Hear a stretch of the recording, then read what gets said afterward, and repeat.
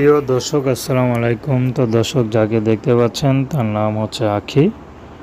আখি কাউকে দেয়নি ফাঁকি। আখি ইউটিউবে এসেছেন বিয়ে শাদির জন্য।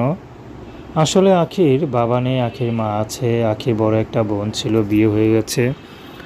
তো বিয়ে হওয়ার কিছুদিন পর স্বামীর সাথে ঝগড়া লেগে আখির বোনটা মারা যায়। যাই হোক, আখি অনেক মামলা মোকদ্দমা হয়েছে, কিন্তু আখির মা সেখানে যে টাকা খরচ করবে বা এখন আখির বোনের মামলার কোনো একটা ব্যবস্থা করবে সেটা আর করতে পারেনি, কারণ আখির অনেক গরিব ঘরের মেয়ে।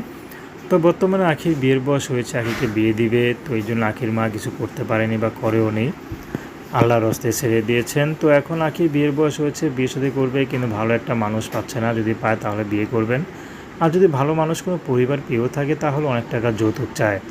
এর জন্য আখি এখন ইউটিউবে এসেছেন, যদি ভালো একটা জীবনসঙ্গী পাচ্ছে যেমনই হোক না কেন আখি বিয়ে শাদী করতে রাজি আছে। তার ঘরে যদি বউ বাচ্চা থাকে তারপরেও সমস্যা নেই, যদি সে ভালো মনের মানুষ হয় আখি রাজি আছে। তো দর্শক, প্রেম ভালোবাসা বিয়ে শাদী করা আপনাদের ব্যক্তিগত ব্যাপার। আসসালাম।